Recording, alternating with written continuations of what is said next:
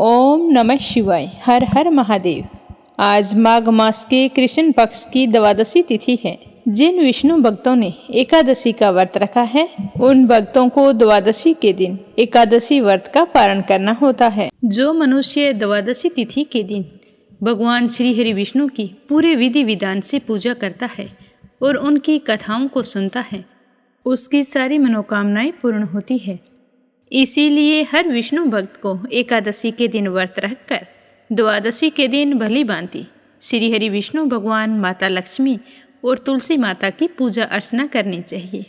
उसके बाद में उनकी कथाओं को सुनकर व्रत का पारण करना चाहिए। तो व्रत का पारण करने से पहले द्वादशी के दिन सुबह जल्दी उठकर स्नान आदि से निवृत्त होकर भगवान श्री हरि विष्णु और तुलसी माता की कथा को सुनना चाहिए। उसके बाद ब्राह्मण को भोजन करवाकर यथासंभव दान दक्षिणा दें और उसके बाद में ही अपने व्रत का पारण करना चाहिए।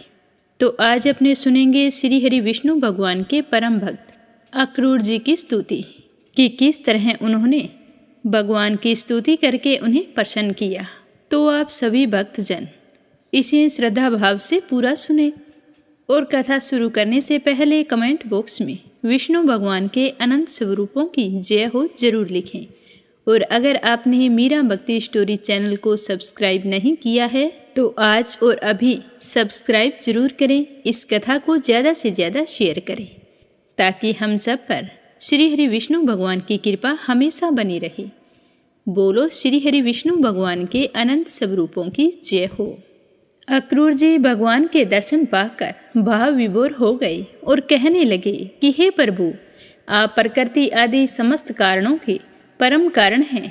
आप ही अविनाशी पुरुषोत्तम नारायण हैं तथा आपके ही नाभि कमल से ब्रह्मा जी का आविर्भाव हुआ है, जिन्होंने इस चराचर जगत की सृष्टि की है। मैं आपके चरणों में नमस्कार करता हूँ। पृथ्वी, जल, अग्नि, वायु, आकाश, अहंकार, महतत्व, प्रकृति, पुरुष, मन, इंद्रिय, संपूर्ण इंद्रियों के विषय और उनके अधिष्ठातर देवता, यही सब चराचर जगत तथा उसके व्यवहार के कारण हैं और ये सब के सब आपके ही अंग स्वरूप हैं। प्रकृति और प्रकृति से उत्पन्न होने वाले समस्त पदार्थ इंद्रवृत्ति के कारण ग्रहण किए जाते हैं, इसीलिए ये सब अनात्मा हैं। अनात्मा होने के कारण जड़ हैं और इसीलिए आपका स्वरूप नहीं जान सकते, क्योंकि आप तो स्वयं आत्मा हैं। ब्रह्मा जी अवश्य ही आपके स्वरूप हैं, परंतु वे प्रकृति के गुण रज से युक्त हैं, इसलिए वे भी आपकी प्रकृति का और उसके गुणों से परे का स्वरूप नहीं जानते हैं। साधु योगी स्वयं अपने अंतःकरण में स्थित अंतर्यामी के रूप में, समस्त भूभौतिक पदार्थों में व्याप्त परमात्मा के रूप में और सूर्य, चंद्र, अग्नि आदि देवमंडल में स्थित इष्ट देवता के रूप में तथा उनके साक्षी महापुरुष एवं नियंता ईश्वर के रूप में साक्षात आपकी ही उपासना करते हैं। बहुत से कर्मकांडी ब्राह्मण कर्म मार्ग का उपदेश करने वाली त्रिविद्या के द्वारा जो आपके इंद्र, अग्नि आदि अनेक देववाचक नाम तथा वज्रहस्त, सप्तार्ची आदि अनेक रूप बतलाती है, बड़े बड़े यज्ञ करते हैं और उनसे आपकी ही उपासना करते हैं। बहुत से ज्ञानी अपने समस्त कर्मों का संन्यास कर देते हैं और शांत भाव में स्थित हो जाते हैं। वे इस प्रकार ज्ञान यज्ञ के द्वारा ज्ञान स्वरूप आपकी ही आराधना करते हैं। और भी बहुत से संस्कार संपन्न अथवा शुद्ध चित्त वैष्णव जन आपकी बतलाई हुई 5 रात्र आदि विविधियों से तन्मय होकर आपके चतुर्विग्रह आदि अनेक और नारायण रूप एक स्वरूप की पूजा करते हैं। भगवान दूसरे लोग शिव जी के द्वारा बतलाए हुए मार्ग से, जिसके आचार्य भेद से अनेक अवान्तर भेद भी है, शिव स्वरूप आपकी ही पूजा करते हैं। स्वामिन, जो लोग दूसरे देवताओं की भक्ति करते हैं और उन्हें आपसे भिन्न समझते हैं, वे सब भी वास्तव में आपकी ही आराधना करते हैं, क्योंकि आप ही समस्त देवताओं के रूप में हैं और सर्वेश्वर भी हैं। प्रभु, जैसे पर्वतों से सब और बहुत सारी नदियाँ निकलती है और वर्षा के जल से भरकर घूमती घामती समुद्र में प्रवेश कर जाती है, वैसे ही सभी प्रकार के उपासना मार्ग घूम घाम कर देर सवेर आपके पास पहुंच ही जाते हैं। हे प्रभु, आपकी प्रकृति के 3 गुण हैं, सत्व, रज और तम। ब्रह्मा से लेकर स्थावर पर्यंत संपूर्ण चराचर जीव प्राकृत है। जैसे वस्त्र सूत्रों से ओतप्रोत रहते हैं, वैसे ही ये सब प्रकृति के उन गुणों से ओतप्रोत हैं, परंतु आप सर्वस्वरूप होने पर भी उनके साथ लिप्त नहीं हैं। आपकी दृष्टि निर्लिप्त है, क्योंकि आप समस्त वृत्तियों के साक्षी हैं। यह गुणों के प्रवाह से होने वाली सृष्टि अज्ञान मूलक है, और वह देवता, मनुष्य, पशु पक्षी आदि समस्त योनियों में व्याप्त हैं, परंतु आप उनसे सर्वथा अलग हैं। इसीलिए मैं आपको नमस्कार करता हूँ। अग्नि आपका मुख है, पृथ्वी चरण है, सूर्य और चंद्रमा नेत्र हैं, आकाश नाभि है, दिशाएं कान हैं, स्वर्ग सिर है, देवेंद्र गण भुजाएं हैं, समुद्र कोख हैं, और यह वायु ही आपकी प्राण शक्ति के रूप में उपासना के लिए कल्पित हुई है। वृक्ष और औषधियाँ रोम हैं, मेघ सिर के केस हैं, पर्वत आपके अस्थि समूह हैं और नख हैं। दिन और रात पलकों का खोलना और मीचना प्रजापति जनेंद्रिय हैं, और वृष्टि ही आपका वीर्य है। हे अविनाशी भगवान, जैसे जल में बहुत से जलचर जीव और गूलर के फलों में नन्हे नन्हे कीट रहते हैं, उसी प्रकार उपासना के लिए स्वीकृत आपके मनोमय पुरुष रूप में अनेक प्रकार के जीव जंतुओं से भरे हुए लोक और उनके लोकपाल कल्पित किए गए हैं। प्रभु, आप क्रीड़ा करने के लिए पृथ्वी पर जो जो रूप धारण करते हैं, वे सब अवतार लोगों के शोक और मोह को धो बहा देते हैं, और फिर सब लोग बड़े आनंद से आपके निर्मल यश का गान करते हैं। प्रभु, आपने वेदों, ऋषियों, औषधियों और सत्यव्रत आदि की रक्षा दीक्षा के लिए मत्स्य रूप धारण किया था, और प्रलय के समुद्र में स्वच्छंद विहार किया था। मैं आपके मत्स्य रूप को नमस्कार करता हूँ। आपने ही मधु और कैडम नाम के असुर का संहार करने के लिए हयग्रीव अवतार ग्रहण किया था। मैं आपके उस रूप को भी नमस्कार करता हूँ। आपने ही वह विशाल कच्छप रूप ग्रहण करके मंद्राचल को धारण किया था।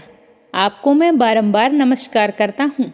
आपने ही पृथ्वी के उद्धार की लीला करने के लिए वराह रूप स्वीकार किया था। आपको मेरा बारंबार नमस्कार है। प्रहलाद जैसे साधु जनों का भय मिटाने वाले प्रभु, आपके उस अलौकिक नरसिंह रूप को मैं नमस्कार करता हूँ।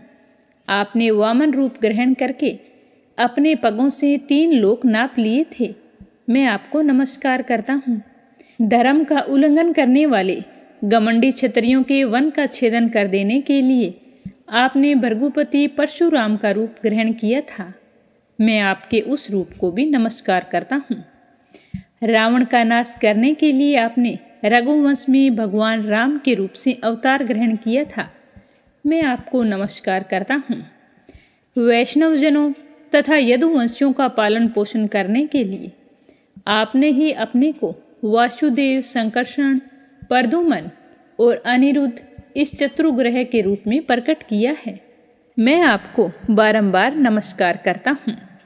दैत्य और दानवों को मोहित करने के लिए आप शुद्ध अहिंसा मार्ग के प्रवर्तक बुद्ध का रूप ग्रहण करेंगे। मैं आपको नमस्कार करता हूँ। और पृथ्वी के क्षत्रिय जब मलेच्छ प्राय हो जाएंगे, तब उनका नाश करने के लिए आप ही कल्कि के रूप में अवतीर्ण होंगे। मैं आपको उस रूप को भी नमस्कार करता हूँ। हे भगवान, ये सब के सब जीव आपकी माया से मोहित हो रहे हैं, और इस मोह के कारण ही यह मैं हूँ, यह मेरा है, इस झूठे दुराग्रह में फंसकर कर्म के मार्गों में भटक रहे हैं। मेरे स्वामी, इस प्रकार मैं भी स्वजनों में दिखने वाले पदार्थों के समान झूठे देह, गेह, पत्नी, पुत्र और धन स्वजन आदि को सत्य मानकर उन्हीं के मोह में फंसा रहता हूँ और भटक रहा हूँ। मेरी मूर्खता तो देखिए प्रभु। मैंने अनित्य वस्तुओं को नित्य, अनात्मा को आत्मा और दुख को सुख समझ लिया है। भला इस उल्टी बुद्धि की भी कोई सीमा है? इस प्रकार अज्ञानवश सांसारिक सुख दुख आदि द्वंद्वों में ही रम गया है और यह बात बिल्कुल भूल गया है कि आप ही हमारे सच्चे प्यारे हैं। जैसे कोई अनजान मनुष्य जल के लिए तालाब पर जाए और उसी से पैदा हुए सिंवार आदि घास से ढका देखकर ऐसा समझ ले कि यहाँ जल नहीं है, तथा सूर्य की किरणों में झूठ मूठ प्रतीत होने वाले जल के लिए मृग तृष्णा की ओर दौड़ पड़े, वैसे ही मैं अपनी ही माया से छिपे रहने के कारण आपको छोड़कर विषयों में सुख की आशा से भटक रहा हूँ। मैं अविनाशी अक्षर वस्तु के ज्ञान से रहित हूँ और इसी से मेरे मन में अनेक वस्तुओं की कामना है और उन्हीं कामनाओं की पूर्ति करने के लिए कर्म करने के संकल्प उठते ही रहते हैं। इसके अतिरिक्त ये इंद्रियां भी जो बड़ी प्रबल है, मन को मत मत कर बलपूर्वक इधर उधर घसीट कर ले जाती है, इसीलिए इस मन को मैं रोक नहीं पाता हूँ। इस प्रकार भटकता हुआ मैं आपके उन चरण कमलों की छत्र छाया में आ पहुँचा हूँ जो दुष्टों के लिए दुर्लभ है। मेरे स्वामी, इसे भी मैं आपका कृपा प्रसाद ही मानता हूँ, क्योंकि हे ईश्वर, जब जीव के संसार से मुक्त होने का समय आता है तब सत्पुरुषों की उपासना से चित्तवृत्ति आप में लगती है। प्रभु, आप केवल विज्ञान स्वरूप हैं, विज्ञान धन हैं। जितनी भी प्रतीतियाँ होती हैं, जितनी भी वृत्तियाँ हैं, उन सब के आप ही कारण और अधिष्ठान हैं। जीव के रूप में एवं जीवों के सुख दुख आदि के निमित्त काल, कर्म, स्वभाव तथा प्रकृति के रूप में आप ही हैं, तथा आप ही उन सब के नियंता भी हैं। आपकी शक्तियाँ अनंत हैं, आप स्वयं ब्रह्मा हैं। मैं आपको नमस्कार करता हूँ। हे प्रभु, आप ही वासुदेव, आप ही समस्त जीवों के आश्रय हैं, तथा आप ही बुद्धि और मन के अधिष्ठात्र देवता ऋषिकेश हैं। मैं आपको बार बार नमस्कार करता हूँ। हे प्रभु, आप मुझ शरणागत की रक्षा कीजिए। अब सुनते हैं तुलसी माता की कहानी। बोलो तुलसी माता की जय हो। एक कथा के अनुसार एक परिवार में ननंद भाभी रहा करती थी। ननंद छोटी थी और उसके माँ बाप की मृत्यु हो चुकी थी। वह अपने भैया भाभी के साथ रहती थी। उसका बचपन से नियम था कि वह तुलसी की बड़ी सेवा करती थी, पर उसकी भाभी को यह सब कुछ फूटी आंख नहीं सुहाता। जब वह तुलसी माता की पूजा करती तो हमेशा ईर्ष्या भरी नज़रों से देखती रहती और सोचती कि बहाना लेकर यहाँ बैठ जाती है, घर का कोई काम तो करती नहीं है। कभी कभी तो वो गुस्से में बोल देती कि जब तेरा विवाह हो तो तुलसी ही खाने के लिए बरातियों को दूंगी और तुलसी ही तुझे दहेज में दे दूंगी, क्योंकि तुझे तो तुलसी ही परम प्यारी है और कोई काम से तो तुझे लेना देना है नहीं। कितनी बड़ी हो गई है, घर का कोई काम नहीं करती है। तो वह बेचारी मासूमियत से सुनकर चुप हो जाती, अपनी भाभी को कुछ नहीं कहती। इसी तरह समय के साथ वो बड़ी हो गई तो उसके भैया ने उसके लिए अच्छा सा घर देखकर रिश्ता तय किया और शुभ मुहूर्त देखकर उसका विवाह भी तय कर दिया। जिस दिन उसकी शादी होनी थी तो उसका भाई जैसे ही बरातियों के लिए कुछ खाने पीने का प्रबंध करता तो उसकी पत्नी मना कर देती। उसने कहा कि अगर तुमने ऐसा कुछ किया तो मैं घर छोड़कर चली जाऊंगी। तो अपनी पत्नी का इतना रूखा व्यवहार देखकर वो बड़ा ही दुखी रहता कि बरातियों को मैं क्या खिलाऊंगा, उनका स्वागत सत्कार कैसे करूंगा। जैसे ही बारात घर के सामने आई तो उसकी पत्नी ने तुलसी के गमले को उठाया और बरातियों के सामने उसके टुकड़े टुकड़े करके रख दिए। तो तुलसी माता की कृपा से वे टुकड़े स्वादिष्ट व्यंजनों में बदल गए। फिर वह भाभी अपनी ननंद के पास आई और तुलसी माता की मंजरी लाकर उसके माथे पर, कानों पर, गले में सजा दी और कहने लगी कि तुलसी से प्यारा तुम्हें कुछ नहीं है, इसीलिए यही तुम्हारे गहने हैं, इन्हें पहनकर चली जाओ। वस्त्रों के स्थान पर तुलसी का जनेऊ उतार कर रख दिया। तो तुलसी माता की कृपा से जहाँ जहाँ उसने वो मंजरी पहनी थी वो सारे के सारे सोने के जेवरात बन गई और जहाँ पर जनेऊ रखा था वह जनेऊ रेशमी वस्त्रों में बदल गया। तो यह देखकर उसकी भाभी को बड़ी ही हैरानी हुई और उसका भाई मन ही मन बहुत ही खुश हो रहा था। अब वह तो ससुराल के लिए रवाना हुई तो उसके साथ तो खूब दान दहेज था। ससुराल पहुँचते ही बहुत बड़ाई हुई। तो यह देखकर उसकी भाभी को बड़ी ही हैरानी हुई। सोचने लगी कि तुलसी की पूजा का इतना महत्व है। तो उसकी एक लड़की थी, तो वो सोचने लगी कि मैं भी इससे तुलसी की पूजा करवाऊंगी तो इसको भी खूब दान दहेज मिलेगा। तो वह अपनी लड़की से कहती कि बेटा तुम भी तुलसी की सेवा किया कर, देख तेरी बुआ किस तरह तुलसी की सेवा करती थी तो खूब सारा दान दहेज लेकर गई है। पर लड़की का मन तुलसी सेवा में कभी नहीं लगता था। धीरे धीरे समय बीतता गया, लड़की के विवाह का समय आ गया। तो उस लड़की की माँ सोचने लगी कि जैसा व्यवहार मैंने इसकी बुआ के साथ किया था वैसा ही व्यवहार इसके साथ करूँगी, ताकि ये भी खूब सारा दान दहेज लेकर जाए और ससुराल में खूब बड़ाई हो। अब उस लड़की की शादी तय कर दी। तो लड़की के पिताजी ने अपनी पत्नी से कहा कि मैं अपनी बहन को ले आता हूँ। पर उसकी पत्नी कहने लगी कि नहीं, उसे नहीं लाना। आपकी बहन मुझे फूटी आंख नहीं सुहाती। अगर आप उसे ले आई तो मैं घर छोड़कर चली जाऊंगी। तो वह बेचारा मायूस होकर रह गया। अब जिस दिन बारात आनी थी तो लड़की का पिताजी बारात के स्वागत सत्कार के लिए तैयारियां करने लगा। तो उसकी पत्नी कहने लगी कि ये सब कुछ रहने दो, मैं अपने आप संभाल लूँगी, आपको चिंता करने की कोई ज़रूरत नहीं है। जैसे ही बारात आई तो उस लड़की की माँ ने तुलसी का गमला फोड़कर बारातियों के सामने रख दिया और तुलसी की मंजरी अपनी बेटी के गले में, कानों में, गर्दनी में, पैरों में सब जगह रख दी। पर इस बार तुलसी माता का प्रकोप हुआ। गमले की मिट्टी वैसी की वैसी ही रही। तो सारे बाराती नाराज हो गए। सारे के सारे कहने लगे कि हमें इस तरह बदनाम करने के लिए यहाँ बुलाया था। और जो मंजरी अपनी बेटी के कानों में, पैरों में डाली थी, तो पैरों में डालने के कारण तुलसी माता का अपमान हुआ। तो सारी की सारी मंजरी मुरझा कर लटक गई। इस तरह का व्यवहार देखकर बाराती, दूल्हा और दूल्हे के पिताजी सारे नाराज हो गए और उन्हें अपशब्द कहने लगे। दूल्हे के पिताजी ने पहले तो कहा कि बारात खाली वापस जाएगी, पर बाद में सोचा कि गांव में बदनामी होगी, तो अपने बेटे की शादी कराई और लड़की को विदा करा के चल पड़े। तो यह सब कुछ देखकर उसके पति को बहुत ही दुख हुआ। उसे अपनी बहन की बहुत ही याद आ रही थी। तो उसने अपनी पत्नी से कहा कि अगर तुम कहो तो मैं अपनी बहन से मिल आऊं। तो वो कहने लगी कि हाँ ज़रूर मिल आओ, पर यहाँ पर लेकर आने की कोई ज़रूरत नहीं है। तो उसका पति कहने लगा कि मेरी बहन के लिए कुछ रख दो, खाली हाथ कैसे जाऊं। तो उसकी पत्नी ने थैले में ज्वार भर कर कहा कि ये ले जाओ, और हमारे यहाँ कुछ भी नहीं है जो तुम्हारी बहन को दे सके, वो तो वैसे ही धनवान है। तो बेचारा ज्वार से भरी थैली लेकर दुखी मन से चल दिया और मन ही मन सोचने लगा कि कोई भाई भी कभी अपनी बहन के घर ज्वार लेकर जाता है। इस तरह सोचता हुआ वह एक गौशाला के आगे से गुजरने लगा। तो उसने उस थैले को गाय के सामने ले जाकर उल्ट दिया। तो गोपालक ने यह देखकर कहा कि भाई तुम सोना मोती गाय के आगे क्यों डाल रहे हो। तो वह कहने लगा कि भाई काय के सोना मोती ज्वार है, तुम्हें क्या बताऊं।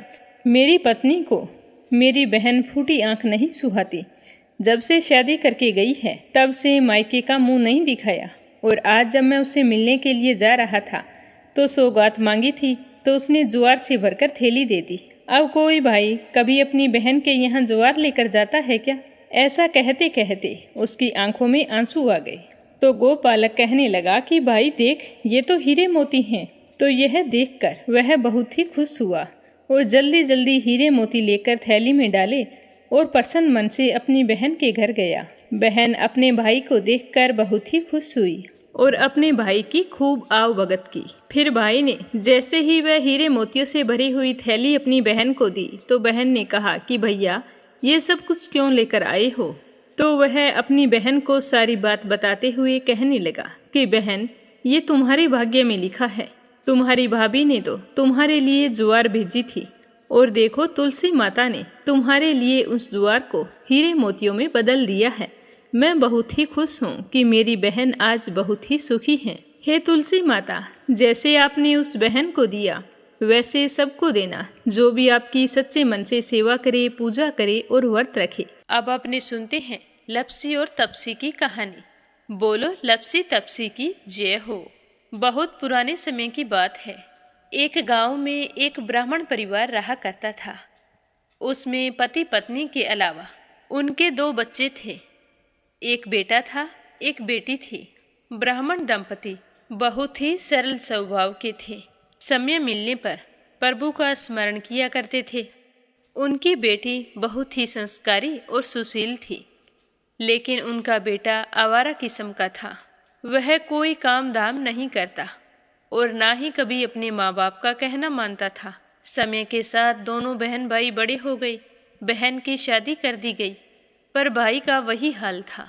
उसके माँ बाप ने उसे समझाया कि बेटा, अब हम वृद्ध हो चले हैं, तुम कोई काम किया करो, लेकिन उस पर उनकी बातों का कोई असर नहीं होता था। तो एक दिन ब्राह्मणी अपने पति से कहने लगी कि स्वामी, आप बिल्कुल काम छोड़ दीजिए। जब घर में कुछ भी नहीं होगा तो यह अपनी जिम्मेदारी समझेगा और काम पर लग जाएगा। तो ब्राह्मण ने दूसरे दिन से काम पर जाना छोड़ दिया। तो यह देखकर उनके बेटे ने कोई काम नहीं किया और चोरी करने चला गया। आते जाते राहगीरों को लूट लेता और उसी से अपने घर का गुजारा किया करता था। तो उसकी लूटने और चोरी करने की आदत से सारे गांव वाले उसे लपसी कहने लगे। तो लपसी की इस हरकत से उसके माँ बाप बहुत ही दुखी रहते थे, पर वह किसी की सुनने के लिए तैयार नहीं था। इसी तरह समय बीतता गया। एक दिन की बात है कि लपसी एक पीपल के पेड़ पर बैठा था। तभी शिव पार्वती जा रहे थे। पार्वती माता गहनों से लदी हुई थी। तो लपसी उन्हें देखकर सोचने लगा कि सूरत के कितने गहने हैं, आज ये सारे के सारे लूट लूँगा तो मुझे कई महीनों तक चोरी नहीं करनी पड़ेगी। तो वह लूटने के इरादे से पीपल की ओट में होकर बैठ गया। जैसे ही शिव पार्वती वहाँ से जाने लगे तो लपसी एकदम से शिव पार्वती के सामने आकर कहने लगा कि जल्दी से जितने सारे गहने पहन रखे हैं उतार दो। तो पार्वती माता कहने लगी कि तुम चोरी क्यों करती हो, तुम्हें पता है चोरी करना पाप है। तो लपसी कहने लगा कि क्या करूं, घर पर मेरे माँ बाप हैं, मेरी एक भांजी है, उनके लिए दोनों समय भोजन की व्यवस्था कहाँ से करूं, मुझे कोई काम तो आता नहीं है। तो लपसी की बात सुनकर पार्वती माता कहने लगी कि तुम जो चोरी करके पाप करते हो, इस पाप का भागी कौन बनेगा। तो लपसी कहने लगा कि मेरे घर वाले सारे बनेंगे। तो पार्वती माता कहने लगी कि कोई नहीं बनेगा, पाप के भागी केवल तुम बनोगे। तो लपसी कहने लगा कि मैं लूट खोस कर उन्हीं के लिए लेकर जाता हूँ, तो पाप के भागी तो उन्हें बनना ही पड़ेगा। तो लपसी की बात सुनकर पार्वती माता ने हंसकर कहा कि हम यहीं पर बैठे हैं और तुम अपने घर जाओ, अपने घर वालों से पूछो कि कोई तुम्हारे पाप का भागी बनेगा क्या। तो यह सुनकर लपसी भागा भागा अपने घर आया और अपनी माँ के पास गया और कहने लगा कि माँ, मैं चोरी करके लाता हूँ, राह चलते राहगीरों को लूटता हूँ, तुम्हारे लिए ही तो करता हूँ। तो तुम मुझे एक बात बताओ, चोरी करने से जो पाप लगता है तो आप मेरे पाप के भागी बनोगे। तो लपसी की बात सुनकर उसकी माँ कहने लगी कि बेटा, मैंने तो तुमसे नहीं कहा कि तुम चोरी करके लाओ, तुम कमा कर लाओ, हमें तो 2 वक्त की रोटी चाहिए, मैं तो तुम्हारी पाप की भागी नहीं बनूंगी। तो माँ के मुंह से इस तरह की बात सुनकर लपसी तो हैरान हो गया। फिर वह अपने पिताजी के पास गया और जाकर कहने लगा कि पिताजी, मैं जो कुछ भी लूट खोस के लाता हूँ वो आपके लिए ही तो लाता हूँ। देखो मैंने लूट कर कितना धन इकट्ठा कर लिया है, कितने ऐशो आराम हैं तुम्हारे। अगर मैं चोरी नहीं करता तो क्या ये सब हमें मिलता। पिताजी, मैं तुमसे एक बात पूछता हूँ कि चोरी करने से पाप लगता है, तो उस पाप में आप मेरे भागीदार बनोगे क्या। तो लपसी की बात सुनकर उसके पिताजी कहने लगे कि बेटा, मैंने नहीं कहा कि तुम चोरी करके लाओ, तुम कमा कर लाओ, मैं तुम्हारे पाप का भागी नहीं बनूंगा। तो माँ बाप के मुंह से इस तरह की बात सुनकर वह बहुत ही उदास हुआ और सोचने लगा कि मैं कितने महीनों से चोरी कर रहा हूँ, ना जाने मुझ पर कितना पाप चढ़ गया है, और ये तो बोल रहे हैं कि पाप के भागी हम नहीं बनेंगे, तो अब क्या होगा। तो वह बड़े ही दुखी मन से शिव पार्वती से मिलने के लिए चल पड़ा। जैसे ही घर से बाहर निकलने लगा तो उसकी छोटी सी भांजी दरवाजे पर खेल रही थी। उसे पता नहीं था कि पाप पुण्य क्या होता है। तो वो कहने लगी कि मामा, पाप की भागी मैं बनूंगी। तो उसके इस तरह कहते ही लपसी ने उसे गोद में उठाया और चल पड़ा। शिवजी भगवान और पार्वती माता के पास जाकर कहने लगा कि घर वालों ने पाप का भागी बनने से मना कर दिया है और एक यही है जो पाप की भागी बनने को तैयार है। फिर लपसी बड़े ही दीन स्वर में कहने लगा कि हे भगवान, मैं समझ गया हूँ कि चोरी करना पाप है। आज तक जो मैंने काम किया वो बहुत ही गलत था, लेकिन अब मैं इसका प्रायश्चित करना चाहता हूँ। अब तुम ही बताओ, मुझे मेरे पापों से मुक्ति कैसे मिलेगी? तो उसकी बात सुनकर शिव पार्वती बहुत ही खुश हुए और लपसी को कच्चे सूत का एक छोटा सा गोला देते हुए कहा कि लपसी, ये सूत लो और इस पीपल के चारों ओर परिक्रमा लगाओ। जब यह सूत समाप्त हो जाएगा तब तुम्हारे सारे पाप नष्ट हो जाएंगे। तो यह सुनकर लपसी बहुत ही खुश हुआ। सोचने लगा कि छोटा सा गोला है, अभी लपेट कर घर चला जाऊंगा, उसके बाद में कभी कोई पाप नहीं करूंगा। फिर उसने अपनी बांजी को कंधे पर बैठाया और पीपल की परिक्रमा लगानी शुरू कर दी। अब भगवान का वह सूत खत्म कहाँ होने वाला था। लपसी चक्कर लगाता गया पर वह सूत खत्म नहीं हुआ। चक्कर लगाते लगाते 1 महीने, 6 महीने, साल, पूरे 12 साल बीत गए पर वह सूत खत्म नहीं हुआ। 12 साल बाद एक बार फिर शिव पार्वती जी वहाँ से गुजर रहे थे तो पार्वती माता ने कहा कि स्वामी, चलो लपसी को चलकर देखते हैं। तो शिवजी कहने लगे, वो चोरी करने वाला, लूटने वाला कब का चला गया होगा? तो पार्वती माता कहने लगी कि नहीं स्वामी, चलकर देखने में क्या जाता है, चलो एक बार देखते हैं। तो शिव पार्वती जी जैसे ही पीपल वृक्ष के पास आए तो देखा कि लपसी तो अब भी चक्कर लगा रहा है। वहाँ चारों ओर गहरी खाई हो गई है और लपसी की बड़ी बड़ी दाढ़ी, मूंछें, नाखून बढ़ गए हैं। तो यह देखकर पार्वती माता ने कहा कि देखो स्वामी, आप तो कह रहे थे कि वो कब का ही चला गया, देखो इसके मन में सच्ची भक्ति है। तो पार्वती की बात सुनकर शिवजी ने कहा कि चलो अभी देख लेता हूँ। तो यह कहकर शिवजी ने एक सोने का कड़ा लपसी के आगे फेंक दिया। तो लपसी ने झट से उसके ऊपर पैर कर लिया। फिर अचानक से उसका ध्यान शिव पार्वती जी की ओर गया तो वो हाथ जोड़कर कहने लगा कि भगवान, अब तो मेरे पाप समाप्त हो गए होंगे, आप मुझे यहाँ से जाने की आज्ञा दीजिए। आपका यह सूत अभी तक खत्म नहीं हुआ है। तो शिवजी भगवान ने कहा कि तुम्हारे पाप कर्म भी अभी तक पूरे नहीं हुए हैं। तो शिवजी की बात सुनकर लपसी कहने लगा कि भगवान, मुझे पूरे 12 वर्ष हो गए हैं आपकी भक्ति करते करते और अब भी आप मुझ पर शक कर रहे हैं। तो शिवजी ने कहा कि अपना पैर उठाओ। तो जैसे ही लपसी ने अपना पैर उठाया तो उसके पैर के नीचे सोने का कड़ा था। तो यह देखकर लपसी शर्मिंदा हो गया और कहने लगा कि प्रभु, गलती हो गई, मुझे माफ़ करो, आगे से मैं ऐसी गलती कभी नहीं करूँगा। तो शिवजी कहने लगे कि नहीं लपसी, तुम्हारा पाप ऐसे पूरा नहीं हो सकता। अब तुम्हें 12 वर्ष तक और इसी तरह परिक्रमा करनी होगी, उसी के बाद तुम्हारे पाप समाप्त होंगे। यह कहकर शिव पार्वती वहाँ से चले गए और वह फिर से पीपल के पेड़ की परिक्रमा करता रहा। करते करते 12 साल बीत गए। 12 साल बाद में शिव पार्वती जी वहाँ पर आए तो उन्होंने देखा कि आज भी वो वहीं पर चक्कर लगा रहा है। तो शिवजी ने फिर उसके सामने सोने की अंगूठी फेंकी पर उसने कोई ध्यान नहीं दिया। तो शिवजी भगवान प्रसन्न होकर कहने लगे कि हे लपसी, आज से तुम मेरी तपस्या करके तपसी बन गए हो। मैं तुम्हें वरदान देता हूँ कि तुम अपने जीवन में सारे सुखों को प्राप्त करेगा। और तूने 24 बरस तक मेरी भक्ति की है, इसका फल भी तुझे अवश्य मिलेगा। जो भी औरत गाय और कुत्ते की रोटी नहीं बनाएगी, उसका पुण्य फल तुम्हें मिलेगा। आंगन लीप कर दहलीज नहीं लीपेगी तो उसका पुण्य फल भी तुझे ही मिलेगा। अगर हमारे घर की बहन बेटी को हम सूट, तीवल या साड़ी भेंट स्वरूप देते हैं तो साथ में मोली का धागा और कुछ रुपए नहीं देंगे तो उसका पुण्य फल भी तुम्हें ही मिलेगा। अगर कोई दिए से दिया जलाएगा तो उसका पुण्य फल भी तुम्हें ही मिलेगा। अगर व्रत और पूजा पाठ में सारी कहानी सुन ले और तुम्हारी कहानी ना सुने तो उसका पुण्य फल भी तुम्हें ही मिलेगा।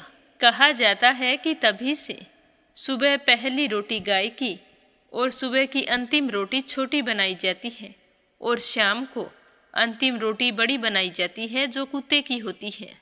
और दिए से दिया भी नहीं जलाया जाता और घर की बहन बेटियों को सूट और तीवल के साथ भेंट स्वरूप कुछ रुपए भी जरूर दिए जाते हैं। और उसी दिन से हर व्रत कथा के बाद में लपसी तपसी की कहानी जरूर सुनी जाती है और कथा समाप्त होने पर कहा जाता है कि लपसी का फल लपसी को मिले, तपसी का फल तपसी को मिले। हमारी पूजा पाठ का, हमारे व्रत का और हमारी कहानी का पुण्य फल हमें मिले। बोलो लपसी तपसी की जय हो। तो ये थी लपसी और तपसी की कहानी। लपसी तपसी दो भाई नहीं थे। लपसी और तपसी एक ही आदमी का नाम था। लूट कर लाता था, इसीलिए उसे लपसी के नाम से पुकारते थे और फिर भगवान की तपस्या करने के कारण उसे तपसी के नाम से जाना जाने लगा। बोलो लपसी तपसी की जय हो। तो ये थी एकादशी व्रत के पारण की कथा। समाप्त होते ही कमेंट बॉक्स में श्री हरि विष्णु की जय हो जरूर लिखना। आप सभी की मंगल कामना के साथ ओम नमः शिवाय। हर हर महादेव।